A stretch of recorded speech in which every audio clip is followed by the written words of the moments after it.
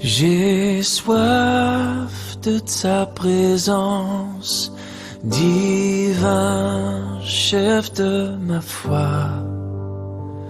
Dans ma faiblesse immense, que ferais-je sans toi? Chaque jour, à chaque heure, j'ai... En grand nombre, voilà, c'est un jour particulier. Et c'est vrai que c'est des vacances aussi. C'est normal qu'il y ait un petit peu moins de monde que d'habitude. Mais le message, il est pour ceux et celles qui sont ici ce matin. Voilà. Et Dieu est présent avec nous, n'est-ce pas? C'est ça qui est important. Dieu n'est jamais en vacances, il est toujours avec nous. Et c'est une joie de vous revoir. Je vois une sœur là-bas, je ne sais pas, c'est ton épouse, Benjamin? Ah, OK. Est-ce qu'on peut savoir ton prénom? Dora, bien, sois la bienvenue, en tout cas. Bien, sens-toi vraiment à l'aise et de pouvoir écouter la parole avec nous. Ce matin, bien, j'aimerais lire un verset avec vous dans Deutéronome chapitre 11, verset 12. Juste un verset. C'est un psaume pour moi qui est vraiment magnifique. C'est un psaume qui est profond. Et je vais simplement analyser le verset 12 avec vous ce matin. Alors, pendant que vous cherchez ceux qui ont leur Bible, eh bien, les Israélites, c'est de se rappeler que les Israélites avaient séjourné pendant plus de 400 ans en Égypte. Et au chapitre 11, Moïse va les informer que le pays où il va les conduire ne ressemble pas du tout à l'Égypte. Il décrit ce pays comme étant un pays de montagnes et de vallées qui est arrosé par les pluies. C'est un pays, dit Moïse, dont Dieu prend soin et sur lequel il a continuellement les yeux fixés du commencement jusqu'à la fin de l'année. Et on pourrait dire, en fait, du commencement jusqu'à la fin de l'année, c'est du premier jour jusqu'au dernier jour, ce qui sous-entend que finalement, Dieu a les yeux fixés sur ses enfants à chaque jour qu'il permet que nous puissions voir. En Égypte, les Israélites étaient des esclaves et ils devaient compter sur eux-mêmes pour subvenir à leurs besoins. Et leur fardeau était devenu tellement lourd à porter qu'ils se trouvaient dans une situation désespérée. Ils vivaient dans l'incertitude, dans la crainte, dans la tristesse, dans la désillusion et dans la déception. Ils savaient qu'ils ne retireraient aucune joie, aucun réconfort, ni aucune bénédiction, tant et aussi longtemps qu'ils auraient le statut d'esclaves. Et Moïse va leur rappeler qu'ils font maintenant partie du peuple de Dieu et qu'ils sont appelés à vivre par la foi et à habiter dans un autre pays. Cela ne les empêchera pas de rencontrer les mêmes difficultés, de vivre les mêmes épreuves, mais ils les affronteront différemment parce qu'ils savent que leur Père céleste aura les yeux continuellement fixés sur ce pays qu'il leur donne à chaque jour de l'année. Cependant, si Dieu a les yeux fixés sur ce pays, il peut faire autrement que d'avoir aussi les yeux, il ne peut faire, autrement que d'avoir aussi les yeux fixés sur ceux qui leur appartiennent et qui font partie de son peuple. Et ça, je trouve que c'est réconfortant, je trouve que c'est encourageant de savoir que les yeux de Dieu, parce qu'on lui appartient, que Dieu a ses yeux fixés sur chacun de nous. Frères et sœurs, vous qui croyez, vous qui avez mis votre confiance en Jésus, vous qui avez abandonné votre ancienne vie de péché, vous qui avez obtenu le salut et qui marchez par la foi, vous allez savourer ce texte que nous allons lire, parce que c'est aussi à nous que Dieu s'adresse aujourd'hui, nous qui avons délaissé ce monde pour marcher en nouveauté de vie avec Dieu, sachant qu'il n'y a plus de condamnation pour ceux qui sont unis en Jésus-Christ, c'est-à-dire ceux qui marchent en nouveauté de vie. Nous sommes entrés dans le pays de Canaan par la foi, et maintenant Dieu nous promet qu'à partir du moment où nous nous sommes tournés vers lui, ses yeux sont fixés continuellement sur vous et sur moi, et ce jusqu'à la fin de notre pèlerinage terrestre. Je vous propose donc ce verset 12 ce matin, et le premier mot qui me retient de mon attention, eh bien, c'est le mot « yeux » qu'on retrouve au tout début du verset. Les yeux de l'Éternel. Ce n'est pas n'importe quelle paire de yeux, bien-aimés. C'est pas quelqu'un, c'est pas une paire de, ce ne sont pas des yeux qui souffrent jusqu'à un certain degré d'un problème de vue, ce sont les yeux de l'Éternel. Dieu voit aussi bien aujourd'hui qu'il voyait il y a 2000, 3000, 4000 ans, depuis toute éternité. Et l'auteur ne fait sûrement pas référence ici à l'omniscience de Dieu, et puisque les yeux du Seigneur sont capables de voir le bien et le mal partout en même temps. Nous savons que Dieu a vu l'adultère de David comme il a vu la trahison de Judas, lorsqu'il s'est approché de Jésus pour lui donner un baiser, tout comme il a vu la femme pécheresse qui a mouillé de ses larmes les pieds de Jésus, parce qu'il lui avait pardonné ses péchés. Et nous savons que Dieu voit chacun des péchés que nous commettons. Et il est toujours là prêt à nous pardonner nos péchés grâce à ce que Jésus a accompli sur la croix. Voici sur qui je porterai mes regards, dit-il dans Isaïe 66, 2, sur celui qui souffre et qui a l'esprit abattu, sur celui qui craint ma parole. Bien-aimés, les yeux du Seigneur sont sur les justes, c'est-à-dire sur ceux qui craignent sa parole, c'est-à-dire sur ceux qui obéissent à sa parole, c'est-à-dire à ceux qui s'aiment, qui pratiquent finalement ce que Dieu leur demande de faire jour après jour et qui se réjouissent en lui. Il ne fait pas que les regarder, mais les observe avec un soin et un intérêt particulier. Ce que notre texte fait ressortir, c'est que si Dieu garde ses yeux sur vous, sur moi, et ce à partir du début jusqu'à la fin de notre pèlerinage terrestre, et ce parce qu'il nous aime, alors si Dieu aime le monde, il exprime cet amour différemment lorsque cela concerne ceux qui lui appartiennent, c'est-à-dire ceux qui ont été rachetés par le sang de Jésus et qui marchent dans la vérité. Voilà qui devrait vous rassurer et vous réjouir ce matin de savoir que les yeux du Seigneur sont sur vous du début jusqu'à la fin. La maman inquiète de voir son bébé être hospitalisé est heureuse d'avoir une infirmière sur laquelle elle peut compter lorsque son petit est malade. Mais si elle voit que son bébé est bouillant de fièvre, elle dira à celle-ci, « Je vais rester auprès de mon bébé ce soir. » Et même si c'est la 3e ou la 4e nuit, même si elle n'a pas encore dormi, elle ne fermera pas l'œil tant et si longtemps que la fièvre de son enfant ne sera pas retombée. L'enfant peut dormir en paix parce qu'elle gardera ses yeux continuellement fixés sur lui du commencement jusqu'à la fin. Frères et sœurs, il est écrit, une femme oublie-t-elle l'enfant qu'elle allait? Cesse-t-elle d'aimer celui qu'elle a porté? À supposer qu'elle l'oublie, moi je ne l'oublie pas, dit le Seigneur. C'est extraordinaire, non? C'est extraordinaire, hein? Il y a des mamans aujourd'hui, c'est malheureux à dire, qui abandonnent leurs enfants. Mais en Christ, en Jésus-Christ, nous savons que Dieu n'abandonne pas ceux qui lui appartiennent, bien-aimés. Il l'a promis. Ne l'oubliez pas, car j'ai ton nom gravé sur les paumes de ma main. Voilà, quand on a passion au Seigneur, il y a un tatouage qui apparaît ici, c'est gravé. Et moi, j'ai cette image que quand Dieu, c'est une image, hein? C'est pas ce qui se passe vraiment, mais quand Dieu se lève le matin pour bénir sa création, quand il la bénit, eh bien, avant de la bénir, il lève ses mains, avant de tourner ses mains, il voit le nom de Jacques Hudon gravé dans la paume de sa main. Il voit votre nom gravé dans la paume de sa main. Et là, il bénit sa création pour la journée. On est un Dieu extraordinaire, bien-aimés. C'est extraordinaire, c'est merveilleux, parce que Dieu n'a pas besoin de nous pour vivre. Dieu n'a pas besoin de personne pour vivre. Si Dieu devait passer l'éternité à vivre tout seul, il n'aurait pas besoin de médicaments tranquillisants, il ne tomberait jamais dans la dépression. Dieu se suffit à lui-même. C'est ce qui est merveilleux, quoi. Et Dieu veut que nous croyons que nous avons suffisamment tout en lui, bien-aimés. Dieu dit dans Exode chapitre 33, verset 14, c'est Moïse qui dit ça, pardon. Lorsque je pense au texte que nous avons devant nous, je pense aux paroles de Moïse lorsqu'il a dit ceci, « Si tu ne marches pas toi-même avec nous, ne nous fais point partir d'ici. » Et Dieu marche avec nous, bien-aimés. Jour après jour, il nous accompagne. Et Dieu venait juste de lui dire pour le rassurer, « Je marcherai moi-même avec toi et je te donnerai du repos. » Mais c'est pas rassurant de savoir que jamais, au grand jamais, Dieu va déléguer à d'autres le secours et le réconfort qu'il peut lui-même apporter à ceux qui appartiennent à son peuple. Voilà pourquoi, si Dieu dit qu'on a continuellement les yeux fixés sur nous du commencement jusqu'à la fin de notre pèlerinage terrestre, bien-aimés, nous pouvons dormir en paix.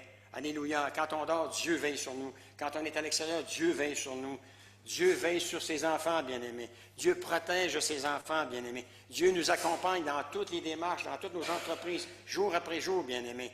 Le problème, et ça c'est le jeu du malin, c'est de nous faire oublier que Dieu nous accompagne à tous les jours. C'est nous faire oublier que Dieu a les yeux fixés sur nous. C'est nous faire oublier finalement qu'on n'est jamais seul, bien-aimés. Qu'on est toujours accompagné. Et ça, c'est magnifique pour nous. On a besoin de se faire rappeler de ça. On n'est jamais, jamais, jamais seul. Nous pouvons dire comme le psalmiste, « Heureuse la nation dont l'Éternel est le Dieu, heureux le peuple qui a choisi comme héritage, comme son bien personnel. » Dans le psaume 33, 2. Le deuxième mot qui retient notre attention, c'est le mot « continuellement ». Le mot « continuellement », c'est-à-dire sans relâche, continuellement.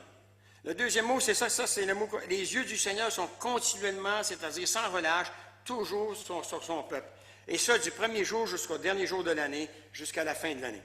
Cela est tellement clair que nous ne pouvons pas imaginer que pendant un seul jour, une seule heure ou une seule seconde dans notre vie, Dieu puisse détourner son regard de vous et de moi, sauf si nous ne vivons pas une vie qui le glorifie.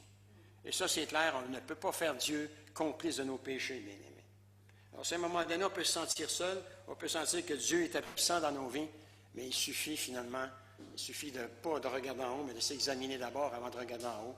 Et en s'examinant par le Saint-Esprit, puisqu'on appartient à Dieu, Dieu va mettre en lumière ce qui ne va pas. On confesse notre péché et la relation, elle continue. J'aimerais lire quelque chose, parce qu'on a parlé de la grâce tantôt. Dans Tite, chapitre 2, verset 10, 11, il était dit « Car Dieu a révélé sa grâce, source de salut pour tous les hommes.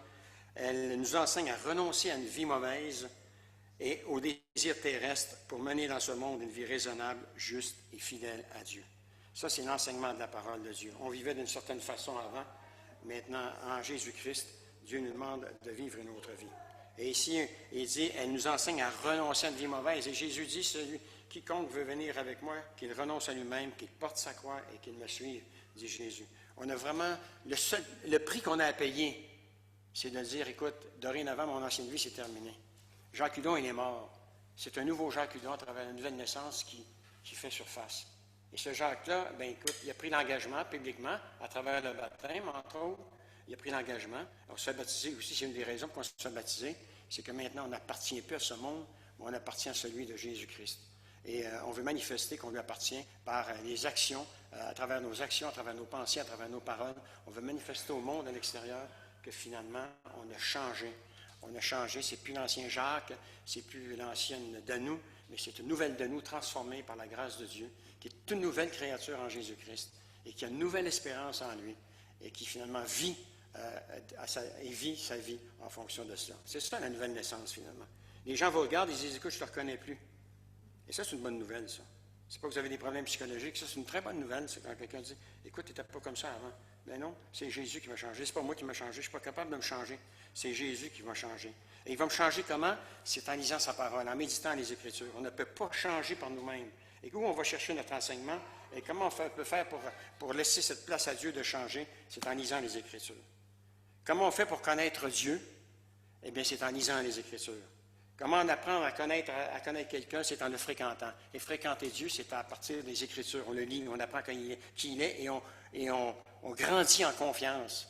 Et souvent, malheureusement, ce n'est pas tous les chrétiens qui se disciplinent à lire les Écritures. Et c'est souvent, ils retombent toujours dans les mêmes travers. Pourquoi? Parce qu'ils ne connaissent pas vraiment la vraie puissance de Dieu puisqu'ils ne lisent pas sa parole. Ils ne connaissent pas la capacité que Dieu a de vaincre tout ce qui peut le faire tomber et lui faire perdre finalement sa relation avec Dieu. Et ça, c'est une grâce que nous avons, bien-aimés. Dieu est accessible à nous 24 heures sur 24. Frères et sœurs, il n'y a pas un seul moyen dans toute une journée où nous pouvons nous permettre de nous passer de la présence de Dieu.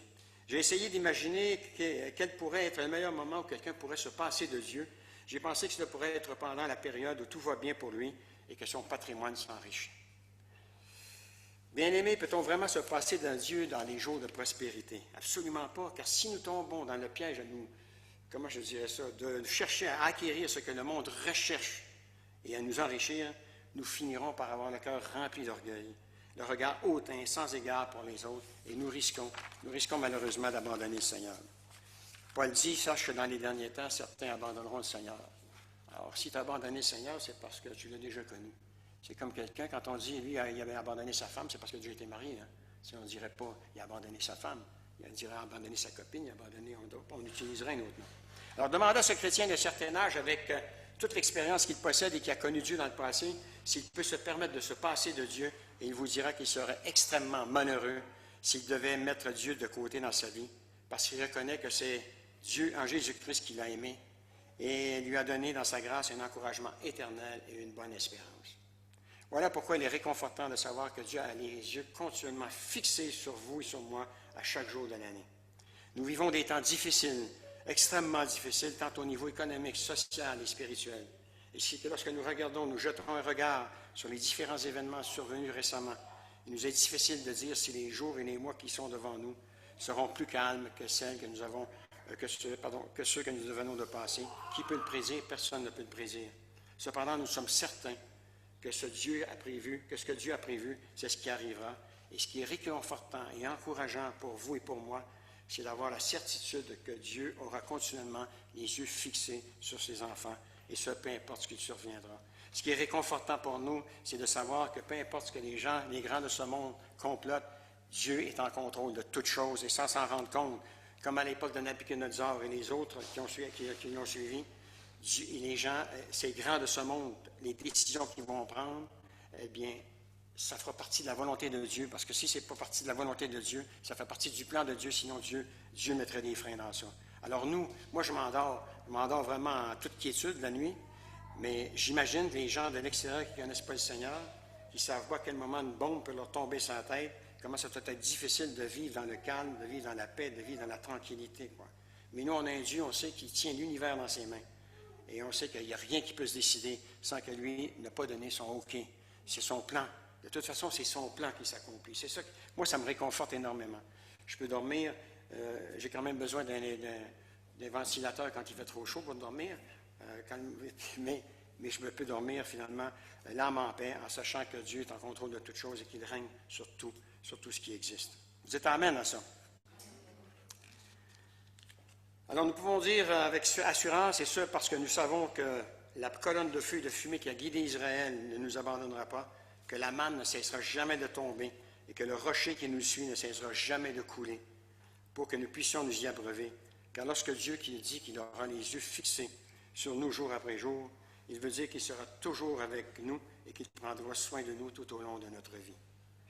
Ce Dieu dont nous parlons n'est pas un Dieu fabriqué par les hommes, c'est-à-dire ce n'est pas une statue qui n'a aucun pouvoir et qui ne peut rien faire pour nous, mais c'est l'Éternel, dit Moïse.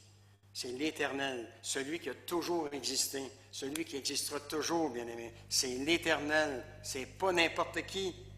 Celui qui a toujours existé, eh bien, continuera d'exister éternellement. L'auteur ajoute que les yeux de l'Éternel, notre Dieu, sont sur nous. Il est devenu notre Dieu parce qu'il a décidé dans sa grâce d'établir une alliance avec nous, qui sommes ses créatures, afin que nous puissions vivre une relation personnelle et intime avec lui. Et c'est ce troisième mot que j'aimerais bien regarder avec vous, le mot éternel. Un mot qui est important, parce qu'il y en a un seul qui est digne de le porter, bien-aimé. Tout ce qui est à l'extérieur est appelé à périr, à se détériorer, à pourrir. Mais bien-aimé, l'Éternel, il est unique. On est incapable de le cerner autrement qu'en lisant sa parole, bien-aimé. Si on veut vraiment le connaître intimement, et il veut se faire connaître intimement. Il s'est d'abord fait connaître intimement à travers Jésus-Christ, mais maintenant, il veut se faire connaître en vous utilisant, vous, bien-aimés, pour que les gens puissent entendre parler de ce plan merveilleux que Dieu a de les amener finalement à passer de la mort à la vie spirituelle et de faire d'eux d'une nouvelle créature. Il est devenu non seulement notre Dieu, mais à travers le privilège de cette relation personnelle que nous avons avec lui, il est aussi devenu notre Père. Et ce Père, celui qui est tellement grand que le ciel ne peut pas le contenir, a pourtant accepté de venir sur la terre dans la personne de Jésus-Christ pour que tous ceux qui croient en lui deviennent ses enfants. Jean chapitre 1, verset 12. Permettez-moi de lire maintenant le verset 12 à l'envers. Permettez-moi de le lire à l'envers en vous rassurant tout de suite que je ne cherche pas à tordre les Écritures. Imaginons que le texte aurait été écrit de cette façon. Les yeux du peuple de Dieu, plutôt que les yeux de Dieu, les yeux du peuple de Dieu sont continuellement fixés sur lui, du commencement jusqu'à la fin de leur pèlerinage terrestre. C'est intéressant, ça. Hein? C'est intéressant. Maintenant, la responsabilité, elle repose sur moi, elle repose sur vous. Les yeux du peuple de Dieu sont continuellement fixés sur lui, du commencement jusqu'à la fin de leur pèlerinage terrestre. Bien-aimés, si Dieu s'engage à fixer ses yeux continuellement sur nous tous les jours de notre vie, ne croyez-vous pas que nous devons nous aussi fixer continuellement les nôtres sur lui, afin de toujours nous rappeler non seulement ce qu'il a fait pour nous, mais de nous rappeler aussi ô combien nous dépendons de lui en toutes choses et qu'il marche avec nous jour après jour. Lorsque Dieu nous voit, qu'est-ce qu'il voit? Rien. S'il nous regarde en nous-mêmes, rien. Car nous sommes tellement indignes qu'il puisse porter ses regards sur nous. Heureusement qu'il nous voit à travers son Fils Jésus-Christ, bien-aimé. Heureusement. Maintenant, à l'opposé, lorsque nous portons nos regards sur lui, qu'est-ce que nous voyons? Il y en a parmi nous qui ont le privilège de voir Dieu par la foi pendant des années à travers la prière, comme un homme parle à son ami. Mais j'ai de la difficulté à comprendre que nous nous limitions à le voir si peu souvent. Vous est-il déjà arrivé de vivre toute une journée sans Dieu? Moi, ça m'est déjà arrivé. Mais combien on se sent seul, quoi?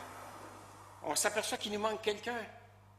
Il y a quelqu'un qui a promis de nous accompagner tous les jours de notre vie, mais parce qu'on a dévié un peu du chemin étroit, ben lui, il ne nous accompagne pas sur ce chemin large qui mène à la perdition. Il nous laisse aller.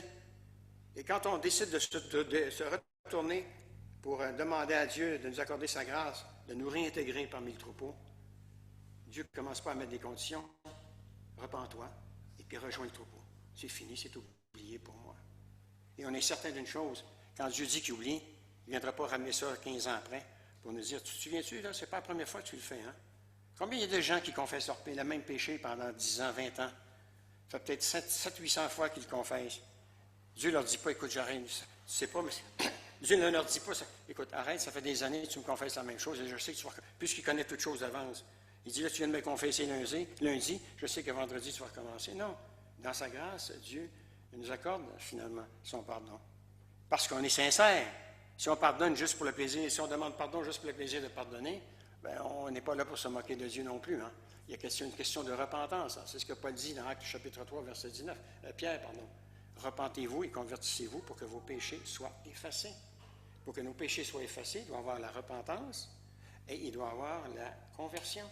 La repentance de reconnaître que je suis pécheur, de demander pardon à Dieu. Et la conversion, c'est quoi? Eh bien, ma vie se convertit dans le sens que je vois les choses différemment, je vais agir différemment, je vais agir comme Dieu voit les choses. Ça, c'est la conversion. Ça, c'est une réelle conversion. Voilà. Dites amen à ça. Oh, ça, c'est pas fort un matin. Même si on n'est pas nombreux, il ne faut pas que j'entende juste une oreille. Hein? Vous êtes d'accord avec ça? Oui. Mais ici, les femmes. Les deux hommes sont des deux, ils ont enterré, c'est pas correct. Encore une fois. Oui. Amen, amen. Ils sont toujours en train de suivre. Ça va, c'est magnifique, c'est magnifique.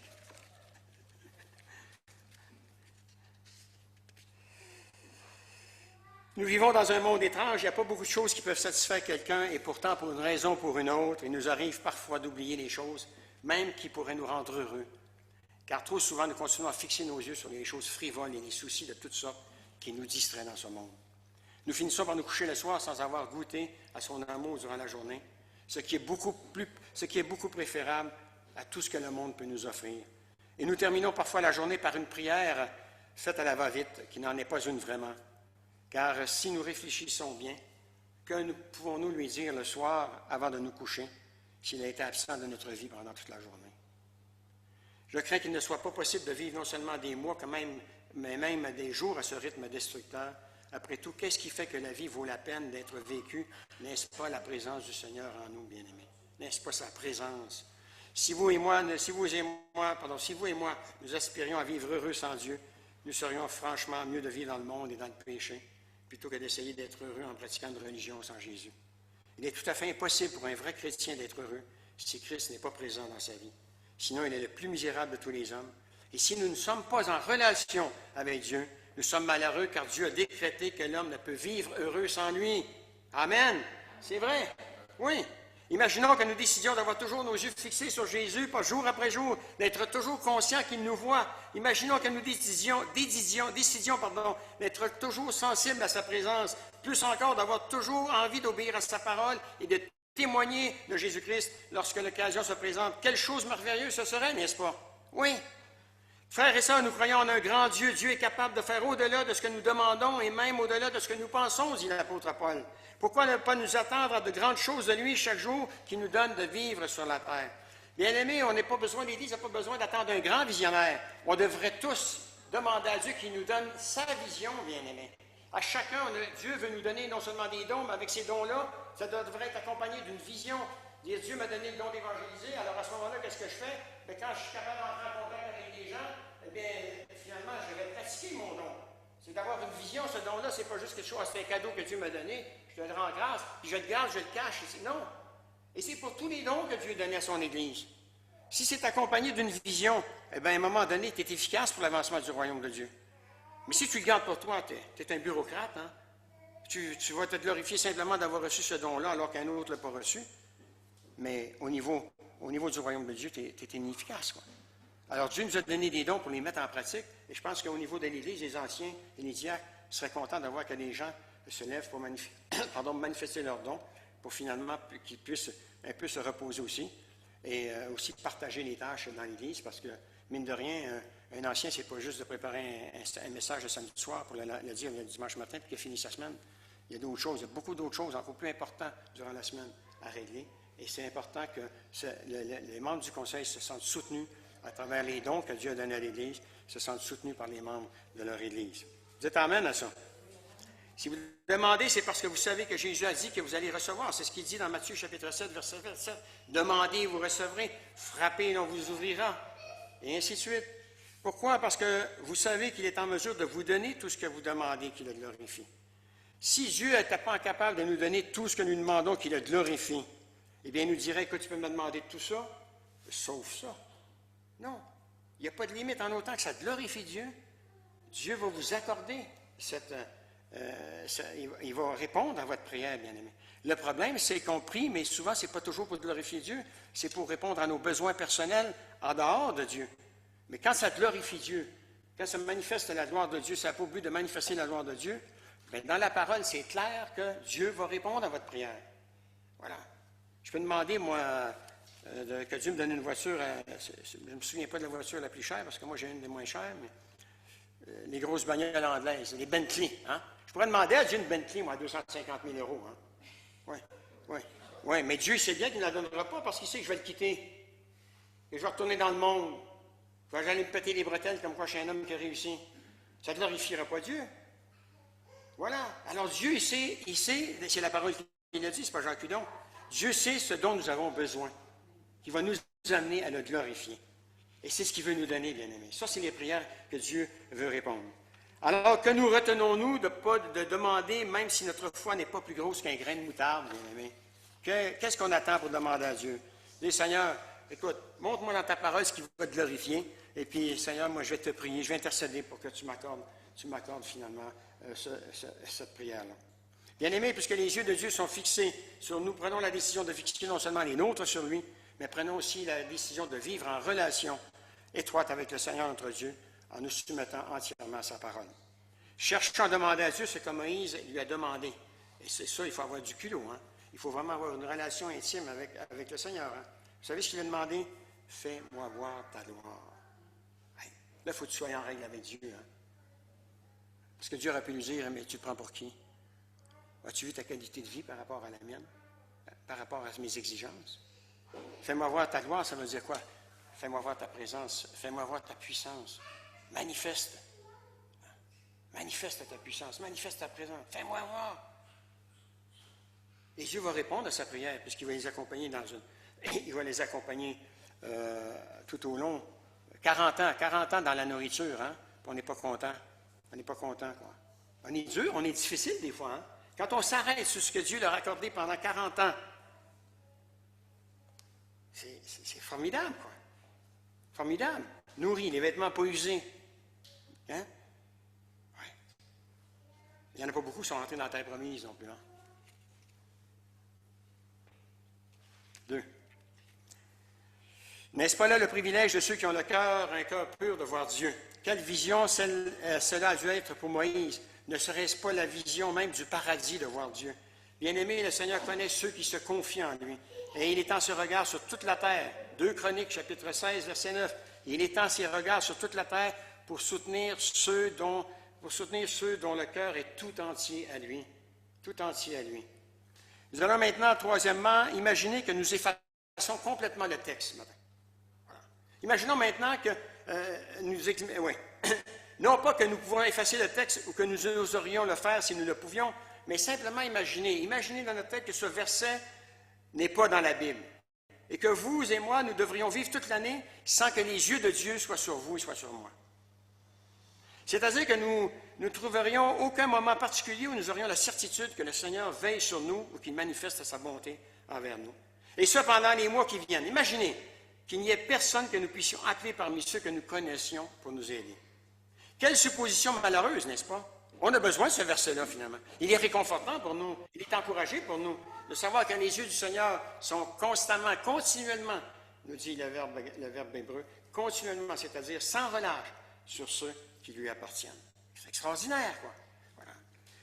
Cela signifierait, si c'était le contraire, cela signifierait qu'on ne pourrait compter sur aucune promesse, sur aucun secours spirituel, aucun réconfort, aucune aide pour nous consoler si Dieu avait disparu et si Dieu n'existait pas.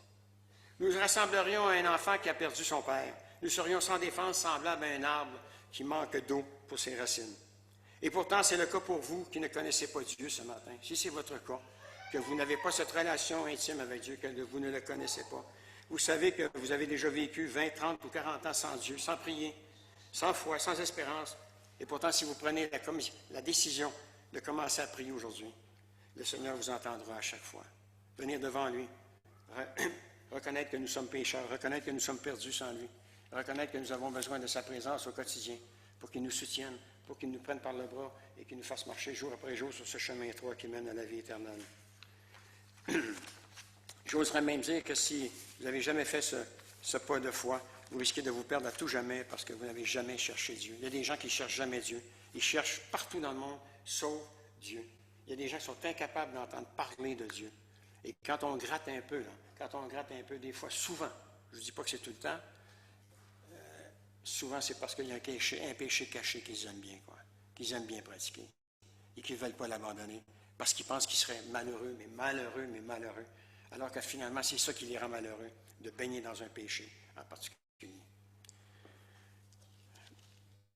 Chers amis, en terminant, examinons maintenant ce texte de la bonne façon.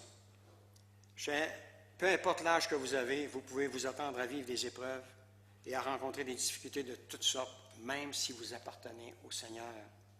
Il est écrit qu'il faut passer par beaucoup de tribulations pour entrer dans le royaume de Dieu. C'est quand on n'en a jamais des tribulations qu'on doit commencer à se poser des questions. Mais la parole, elle est claire, il faut passer par beaucoup de tribulations pour entrer dans le royaume de Dieu. Donc, ça ne se fait pas tout seul, Ça ne se fait pas tout seul. Et on montre qu'on appartient au Seigneur en pratiquant, finalement, ce qu'il nous demande de pratiquer. En le servant pour faire en sorte que le royaume de Dieu s'agrandisse sur la terre, à notre époque. Mais que votre cœur demeure dans la joie et dans la paix parce que Dieu promet qu'il aura les yeux fixés sur ceux qui lui appartiennent tous les jours de leur vie.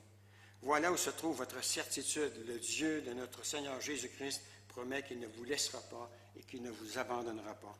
Cela signifie qu'il vous réveillera sur vous. Jésus dit ceci, « Ne vous inquiétez donc pas au sujet de la nourriture et de la boisson dont vous avez besoin pour vivre, ou au sujet des vêtements dont vous avez besoin pour votre corps. La vie est plus importante que la nourriture et le corps plus important que les vêtements. Regardez les oiseaux dans le ciel qui volent. Votre Père céleste les nourrit. Ne valez-vous pas beaucoup plus que les oiseaux? Et moi, j'ai quelques pruniers dans mon jardin. Et je dois vous dire que le Seigneur s'occupe de les nourrir parce qu'il mange mes prunes avant que je réussisse à les manger, puis il mange mes cerises avant que je réussisse à les manger.